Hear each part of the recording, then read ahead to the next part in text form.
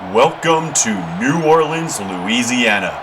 We are in the Superdome for the All-State Sugar Bowl between Hobart Bay and Wake Forest, the first of the quarterfinal matchups, the Elite Eight.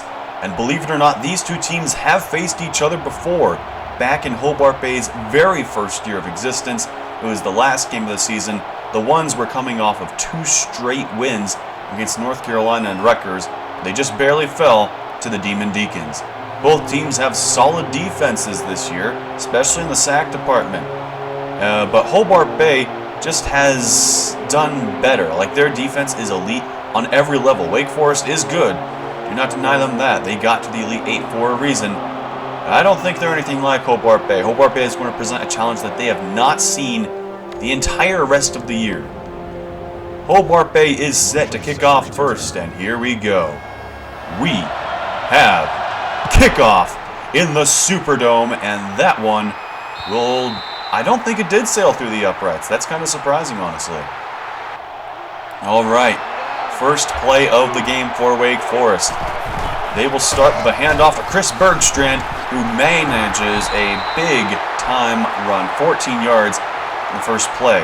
Wake Forest a couple years ago had the number 1 or 2 recruiting class, and this would be the senior class, but that's a sack.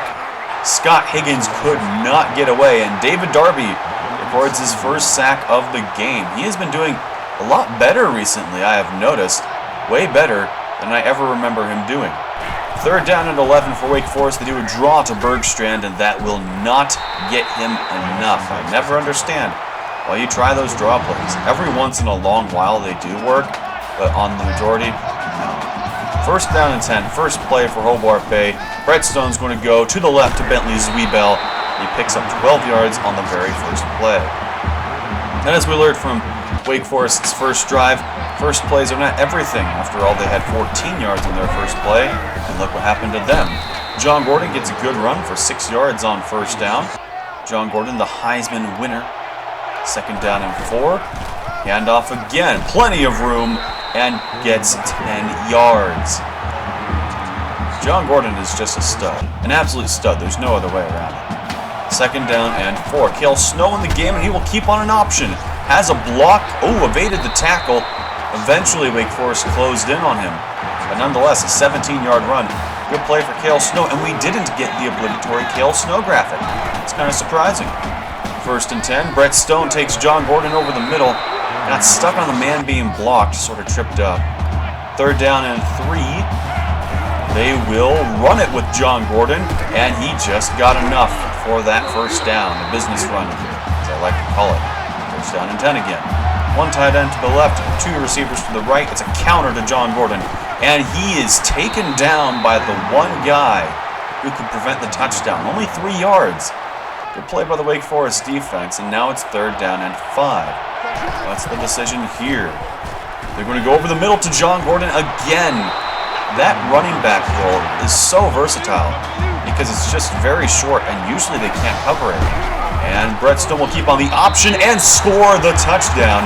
He vultures the score away from John Gordon, but nonetheless, a fantastic opening drive by Hobart Bay. Killed a ton of clock, and now they're going to go up 7-0. Wake Forest, not exactly how you want to start the game. Usually you want to get points and then stop them, not get stopped and then let them score points. Scott Higgins on this drive will start off with a good throw. That's Gardner picking up 16 yards. Wake Forest honestly is underwhelmed considering the recruiting class. I thought they'd be doing better, more stuff like this, as Downing is eventually dragged down by Noah Methuselah, the last chance that Hobart Bay had to stop the touchdown. Now Chris Bergstrand, he found a hole and broke a couple tackles perhaps. 7 yards. First quarter approaching, it's closed, but Wake Forest, they're going to do a draw play, and Bergstrand cannot get out of it. Again, I don't understand. Nathan Davidson blew up the play, and we will find out Wake Forest's decision. Do they play aggressive to keep up with Hobart Bay, or are they just going to take the points and get a little bit of momentum? Wake Forest elects to kick the field goal, just going to get a little bit of momentum. Kick is up, And that one goes through the uprights, no problem. So Wake Forest cuts the lead to 4. And now on the kickoff, they're going to send it to Randy Roberts. What a terrible decision. Why would you ever send it his way? Because things like this are going to happen. Only the kicker-to-be kicker missed. And then he does a step back, and Randy Roberts just made Wake Forest look silly. Very close to actually taking it all the way. So first down and 10 for Hobart Bay. Well into the field. I mean, it's not even close. They're very close to the end zone, and that's a catch by Bentley Zwiebel. If he could have stayed on his feet, that would be a touchdown. Instead, it's first and goal at the 8-yard line. Read option for Brett Stone, running ahead, and he scores another touchdown. 8 yards out this time. Didn't vulture off of John Gordon, and Hobart Bay is taking a 2-score lead. And after the extra point, it'll be 2 touchdowns as well. That's not true. My math is off. If they got a 2-point conversion, then it'd be by 2 touchdowns. But they're just going for the 1. So 14-3 Hobart Bay, and Wake Forest needs to do something. Higgins will not get anything on the speed option. Just didn't pitch the ball, and that brings up 3rd down and 7. And they will at least throw this time. No draws. Higgins with some time, and then he loses his time. Carl Reynolds fights through what looked like a triple team and sacks Scott Higgins.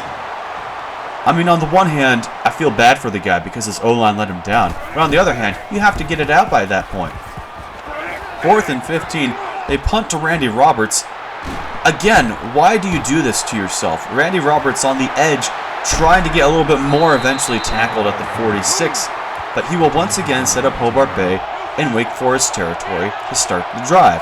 Wake Forest, why do you do this to yourself? Brett Stone, he will find Gordon Jenkins, who is tackled on that route. 20 yards. If he could have broken that tackle, he may have gone all the way. 2nd down and 6, split backfield. Stone keeps, now pitches to John Gordon. 1 man, and he cannot beat him. Only 2 yards for the star running back. Now 3rd down and 4. 4 receivers in the pattern. They will hand off to John Gordon, and the linebacker came speeding through and picks up the tackle. That stops Hobart Bay, and they're going to send on the field goal unit. But they're not going for the field goal. Cale Snow, they're playing defense. He launches, and it's caught by Randy Marquardt, the backup running back. The backup running back beat the coverage downfield, and they're not going to show a replay of it. Well, if they're not going to do that, then we're just going to try it again. And this time, it's Jodo Joannan getting the catch. Back-to-back fake field goals, successful for Hobart Bay. Wake Forest must, and I mean must, do something right now. Scott Higgins over the middle, caught by Pugh, breaks a tackle and has the blocks. Pugh is in a foot race, and no one's catching up to him. How about that for a response? Wake Forest, 75 yards. Harry Pugh, what a great catch and run. He breaks the tackle, and then his blockers did fantastic. I mean, look at that. Also, Wake Forest breaking the record for most passing yards in a season. Congrats to Scott Higgins. But wow, it was a great blocking job by the receivers downfield. That is exactly how you block. Any lineman would be proud. Absolutely. And then Harry Pugh just had the speed to go downfield. Great play. So that makes it 22-10. Hobart Bay still has 3 minutes left in the half, though, and John Gordon is going to start us off with a 6-yard run. Brings about 3rd down and inches. I formation for Hobart Bay. Hand off John Gordon. 1st down. That is a business run. And that breaks the school record for rushing yards in a season. John Gordon now owns the record. He beat Tyree Nolan's record by 1 yard. And Tyree Nolan had 2 less games to break it. Just shows you how good Tyree Nolan and the O-line were that year. 1st down and 10. Brett Stone. He's got Ken Anderson on the side. He did make the 1-man miss, but 2 other guys were there to help clean him up.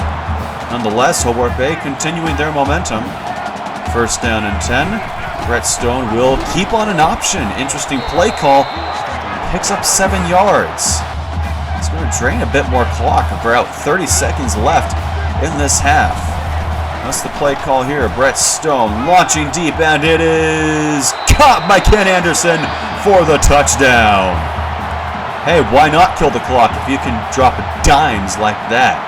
Great play by Ken Anderson to get behind the defense, and great throw by Brett Stone to put it right on the money. Look at that. Perfect ball placement. Perfect. Great play all around for Hobart Bay. And that'll leave Wake Forest with very little time to do anything. 24 seconds to go down the field. And it looks like they're just going to kill the clock. Higgins keeps, and oh, he's got blocks. Higgins has plenty of green ahead, and he will eventually be chased down, but now they call a timeout because now they actually have a decent shot at scoring. How about that? First down and 10. They will go to the air this time. Higgins launches, and it's caught by Downing, and Randy Roberts pulls him out just before he could get into the end zone. Nonetheless, what a response by Wake Forest. I am stunned. Now first down and goal from the 3-yard line. They will run with Bergstrand, who powers ahead for the touchdown. What a drive! Actually, what a drive. 3 plays for Wake Forest, and they will make this a 2-score game going into halftime. That is fantastic. That is exactly what you want out of your Wake Forest offense. I've been pleasantly surprised by the Wake Forest offense in the late second quarter.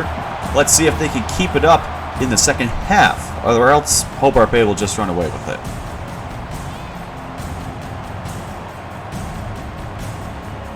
Wake Forest's defense has not been very good. It just hasn't. Let's be honest. Hobart Bay has exposed them this entire game. I thought that they were supposed to be a strength of this team, but they haven't been. The offense, however, for Wake Forest has been fantastic in the latter part of the second quarter. They need to play aggressive like that, because that aggression is actually getting them points. However, that won't help them if their defense can't stop Hobart Bay. So that is their defense's first task, and they have a 3rd and 4 to start off the second half. Brett Stone will keep on an option, and he will get the first down, so no stop for Wake Forest. But don't worry, there's another 3rd down. Can they get the stop this time? Brett Stone will look to the air, and he will go to the air, and he will find Bentley Sweetball, who gets decked. Ouch. Hey, ref, why not throw a flag for a defenseless receiver, huh? Oh well, they still got the catch. Still a great play. First down and 10. Brett Stone keeps. He will break a tackle. Stiff arms, and broke off of him for a touchdown. That has to be the best quarterback run I have ever seen out of a Hobart Bay quarterback. I mean, it has to be. Just look at this. So he keeps. He's going. He breaks the tackle. And then stiff arms a man, breaks off of it, and goes all the way. I don't care if it wasn't 80 yards or whatever. That was a fantastic run by Brett Stone. I mean, phenomenal. 36-17, Wake Forest. Get yourselves together. Scott Higgins goes to the air, finds Downing, and picks up a good chunk. Need more plays like that. Play aggressive, Wake Forest. That's really your only hope at this point. 3rd down and 5. Scott Higgins to the air, caught by Meyer, and he gets the first down. Picks up 7 on the quick pass. First down again. Higgins goes and caught by Bergstrand. Picks up 7 yards. Respectable play. 2nd and 3. And handoff Bergstrand. He breaks the tackle and fights ahead. A powerful run for 10 yards. Great play. First down and 10. They will throw, at least look to, and they are sacked. Scott Higgins goes down, and who was it that time? It was David Darby again. His 2nd sack of the game. Way to go, David. 3rd down and 15. Long ways to go for Wake Forest. At least they're not doing a draw. It's caught by Pugh, and he will not break tackles and get blocks for a touchdown this time. And on 4th down, they're going to send out the field goal team. Will they actually go for it? Yes, and that is a good field goal. So, Wake Forest does cut the lead down to 2 possessions. 16 points. That's a tough 2 possessions. Handoff John Gordon. He's tackled in the backfield. Loss of 2. All right, Wake Forest. 3rd down and long. You need this stop. And I mean, you absolutely need it. Here we go. Let's see if they can keep themselves in it. Brett Stone looking to the air. He lofts it, and it is a beautiful pass to Ken Anderson. You gotta be kidding me. Look at the ball placement. Oh, I guess not, since there's no replay. But that was beautiful ball placement. 1st and 10, a little play action, and Brett Stone is going to find Gordon Jenkins, who can't keep his balance. I feel like the defender could have reached out and grabbed that one, but he didn't. Now split backfield for Hobart Bay, and it's a keeper for Brett Stone, and now he pitches to John Gordon with some green ahead. One man came off his block and got the tackle. Otherwise, he was going all the way. That will end the 3rd quarter. Hobart Bay up by 16 points, and it looks like they're going to add another touchdown.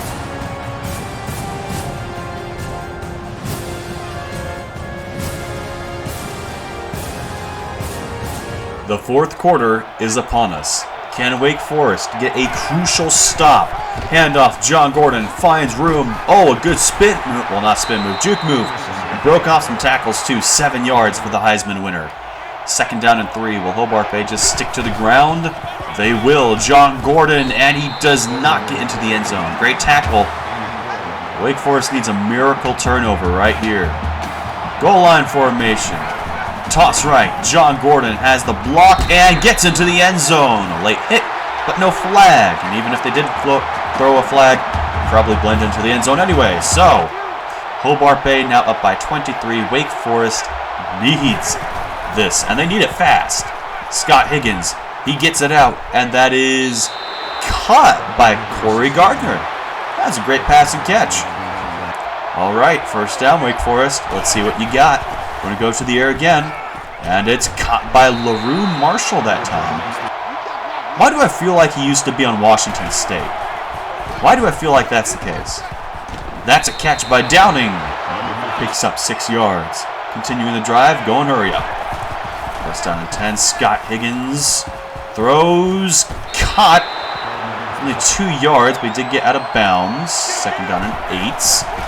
Higgins has some time, now running out, and he does somehow get the ball out. 3rd down and 8 coming up. All right, well, that's their play here. It's a draw play, terrible call, but they do manage to get some positive yards at least. 2 yards, I imagine they're going to go for it, and they are. Here we go, game rides on this for Wake Forest. Scott Higgins will running out of time, and the ball hits the turf. I guess he just tried to throw the ball away, and it didn't even get to the line of scrimmage. Didn't even get past the wall in front of him. And I think that's just about going to do it. It's 4th and 5 here. Hobart Bay is playing ultra aggressive right now. And Brett Stone's going to launch that one deep. And why not add another Ken Anderson touchdown to the docket? Why not?